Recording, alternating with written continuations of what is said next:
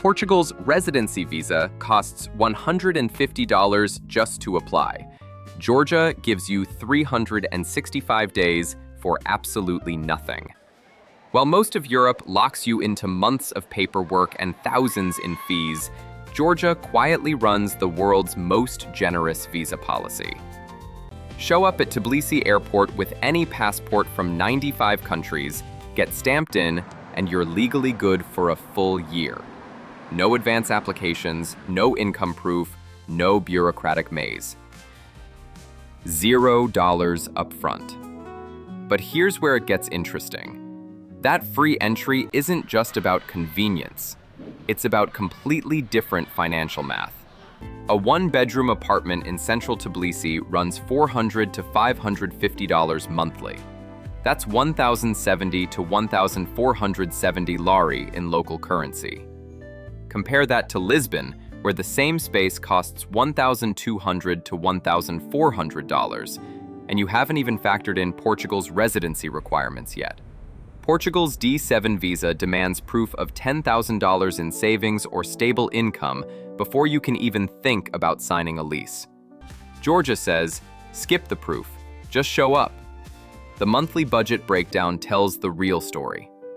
Groceries in Tbilisi average $220 monthly, 590 lari, for a decent basket that includes local wine and fresh khachapuri ingredients. The metro and bus system? Unlimited monthly pass for $15 or 40 lari. High-speed fiber internet that actually works costs $18 monthly, about 48 lari.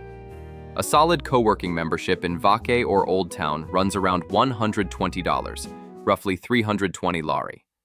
Do the math.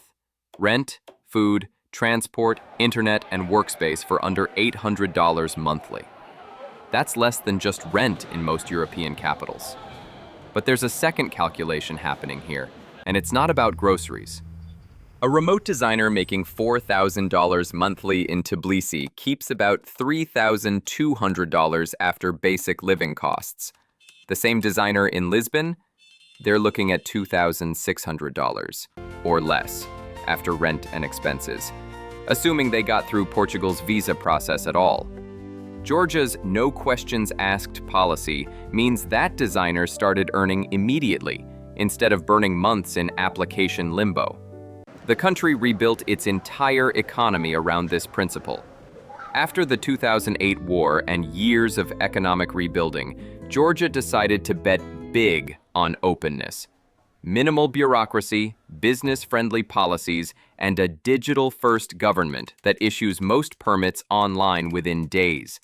They're not just allowing remote workers, they're actively courting them. Here's the catch most people miss. Georgia's lari is historically volatile. That $400 rent could swing to $350 or $500, depending on currency fluctuations and regional economic pressures. The country sits between Russia and Turkey, two powerhouse economies that directly impact everything from energy costs to import prices. Your budget planning needs to account for 15 to 20% swings. Plus, while the visa situation is incredibly easy, banking can be surprisingly complex. Georgian banks require significant documentation for accounts, and international transfers sometimes face delays. That seamless entry doesn't automatically translate to seamless financial life. But thousands of freelancers are deciding the trade-offs work. Unlike Portugal's Golden Visa or Estonia's Digital Nomad permit, Georgia doesn't make you prove anything upfront. No minimum income thresholds, no health insurance requirements during the visa-free period, no advance housing commitments. The cultural math matters too. Tbilisi offers a unique blend of European cafe culture and Asian hospitality, with English widely spoken in business districts. You get 4 distinct seasons, mountain access within 2 hours, and a food scene that rivals much more expensive destinations. The social cost of living, dinners out, entertainment, weekend trips, runs about 60% less than comparable European cities. The real question isn't whether Georgia's visa policy is generous. It obviously is.